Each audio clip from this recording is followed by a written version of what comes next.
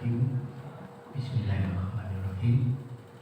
Assalamualaikum warahmatullahi wabarakatuh. Waalaikumsalam warahmatullahi wabarakatuh. Alhamdulillahilladzi arsala rasulahu rahmatan lil alamin wa anzala kitabahu hudan lil muttaqin. Asyhadu an la ilaha illallah wahdahu la syarika lah wa asyhadu anna Muhammadan abduhu wa rasuluh. Allahumma sholli wa sallim ala sayyidina Muhammad. Alhamdulillah, segala puji bagi Allah yang telah mengutus Rasulullah Shallallahu Alaihi Wasallam untuk menjadi rahmat bagi semesta alam ini, dan telah menurunkan kitabullah yang menjadi petunjuk bagi hamba-hambanya yang bertakwa. Dan Allah tegaskan, Allah hanya melihat, mengukur, menilai seorang hamba itu dari ketakwaannya. Inna akramakum indallahi atqakum. Bahwa kemuliaan seorang hamba di sisi Allah itu adalah dinilai dari ketakwaannya. Takwa, para ulama sepakat mengartikan menjalankan seluruh perintah Allah dan menjauhi larangan Allah. Perintah-perintah Allah adanya di Al-Quran Al-Karim. Larangan-larangan Allah adanya di Al-Quran Al-Karim. Dan pada saat saya kecil selalu terngiang setiap saat, yuk tadarusan, yuk tadarusan. Tadarusun itu artinya mempelajari. Itu bagi orang-orang penghamba Allah, Robbaniyah, orang-orang yang betul-betul bertakwa, tunduk patuh kepada Allah. Itu adalah orang-orang yang selalu mempelajari Quran.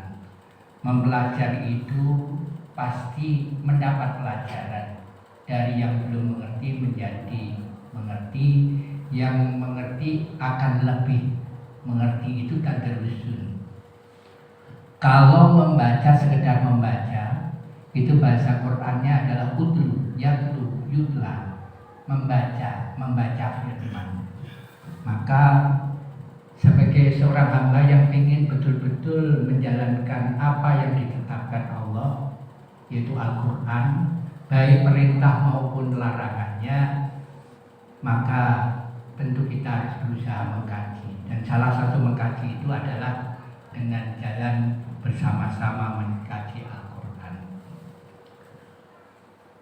Pada waktu saya masih muda, kira-kira 1 bulan sebelum yaitu mungkin pimpinan pondok pesantren Al-Islah Kediri situ, saya masuk di bilik kamar khusus beliau belajar. Beliau paman saya, maka saya tanya, saya matur, Yai minta doa restunya karena saya ingin mulai menyampaikan Quran. Beliau mengatakan, lapo gak enak nyampein Quran itu. Tetapi begitu kita berbincang sebentar, beliau menggarisbawahi yang penting hasanah ya.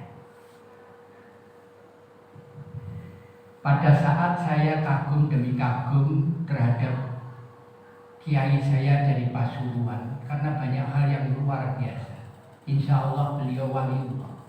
Salah satunya pada waktu profesor di Rumah Sakit Dr. Sutomo menyatakan adik kandung saya namanya Bambang Cahyo Utomo ditetapkan 2 ginjalnya rusak. Ayah saya sudah dipanggil untuk pemasangan klep permanen untuk cuci darah selama hidup, kata beliau. Saya masih ingat dokter itu bernama Profesor Dr. Yugiantoro, Dr. Yogi panggilannya.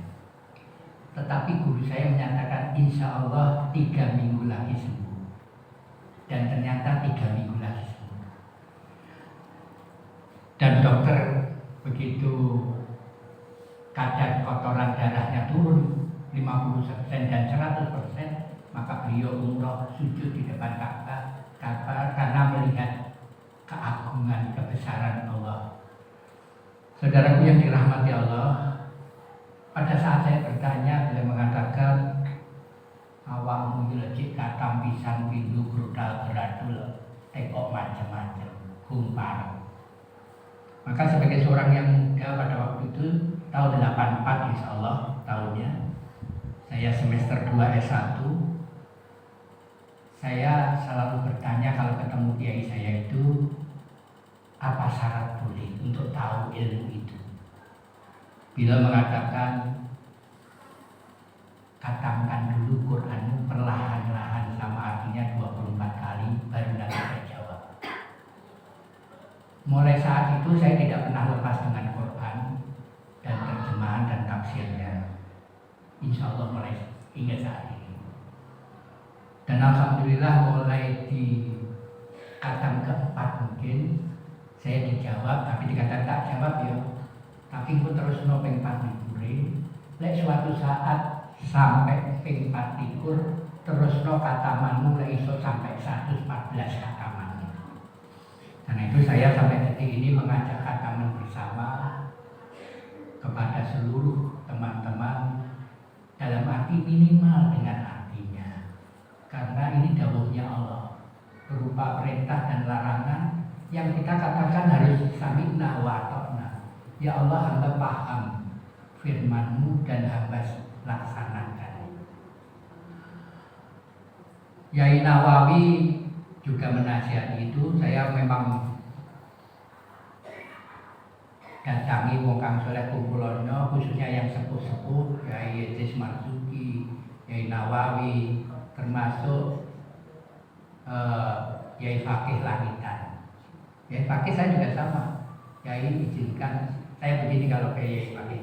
Yai Yuswo panjenengan usia saya lepat napa mboten menawi estafet Quran itu mulai saya pegang untuk saya sampaikan sedapat mungkin. Saya ditepuk di sini.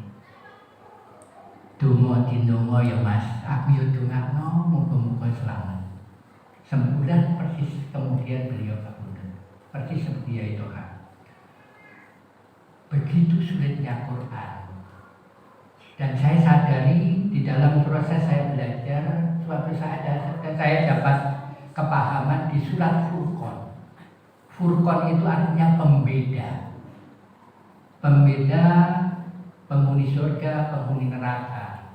Pembeda yang takwa dan yang mengingkari akan ketetapan Allah. Di situ Rasulullah itu kan Rasulnya Allah, utusannya Allah, diutus untuk menyampaikan ini. Inilah yang disebut naba. Naba itu berita besar. Ketetapan-ketetapan Allah sebagai kunci kehidupan ini. Dan Allah memberi petunjuk kepada kita bahwa Rasulullah itu menghadap kepada Allah. Qala Rasulullah, berkatalah Rasulullah, ya Rabbi, wahai Tuhanku, wahai Rob. Rob itu semuanya itu dari Allah. Itu Rob. Kalau ilah itu semuanya uluhiyah, semua untuk Allah. Malik itu semua karena kuasanya Allah. Karena itu di surat terakhir An-Nas itu, Qul a'udzu bi rabbin nas, malikin nas, ilahin nas. Kita ini hamba yang la haula wala quwata illa billah.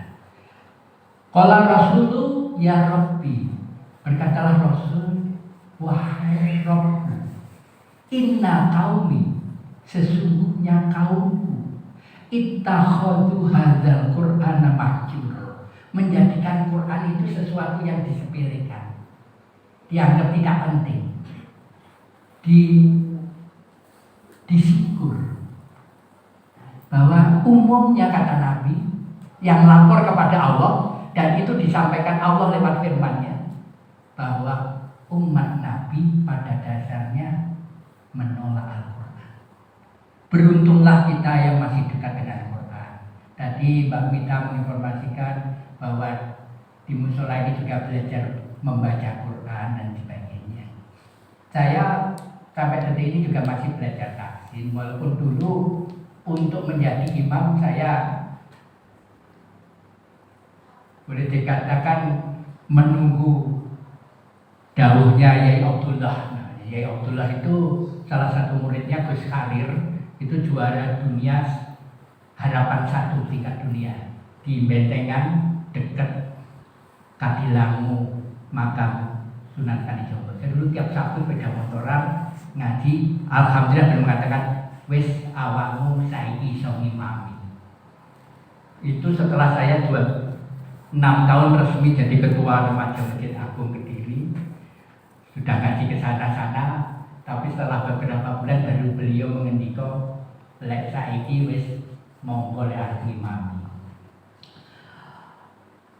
Bahwa bersyukurlah kita mau ngaji, mau dekat dengan Quran, mau memahami. Dan alhamdulillah di surat Kahfi, sebagian umat Islam kalau malam Jumat menyempatkan membaca surat Al-Kahfi. Di ayat terakhir, di ayat 110, bahwa isi Quran ini intinya adalah la ilaha illallah.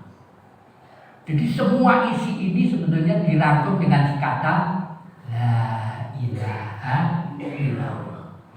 Allah menyuruh kita zikran katsira. Ingatlah Allah sebanyak-banyaknya. Dan Rasulullah mengajari kita afdal zikri fa'lam anahu la ilaha illallah. Zikir yang baik itu adalah tidak mengilahkan apapun kecuali Allah. Dalam pelajarannya ternyata Quran ini itu diringkas di dalam surat pembuka. Surat pembuka disebut Al-Fatihah. Kita belajar Al-Fatihah sudah berapa kali? Minimal kalau kita disiplin minimal 17 kali kita baca di dalam rakaat sholat fardu kita 17 kali. Tetapi apakah kualitasnya itu sudah cukup? Karena itu kadang-kadang perlu perenungan, perlu belajar, perlu bertanya, mendekati wong kang sore dekaton, ya dekati orang-orang sore itu apa? Ya kita tadabbur Quran untuk membenarkan. Tidak ada kata malu karena seorang yang belajar Al-Quran itu mendapat kemuliaan yang luar biasa. Kita belajar ini, Rasul mengatakan begitu kita dinilai oleh Allah sebagai majelis pembelajar Quran, bisa jadi nilainya lebih baik daripada sholat sunnah 1000 rakaat. Coba, wonten ingkang nate sholat sunat 1000 rakaat, 11 rakaat ya beliau apa daerah begitu ya. Nah, aku melok Gus Bahae 2 rakaat tambah 1. Kalau kadang-kadang kan asik sinau, karena insyaallah tiap malam kita belajar Qurannya itu lebih memang asik di malam itu ya. Kembali kepada Quran, bahwa ternyata ini bisa diwakili dengan Al-Fatihah.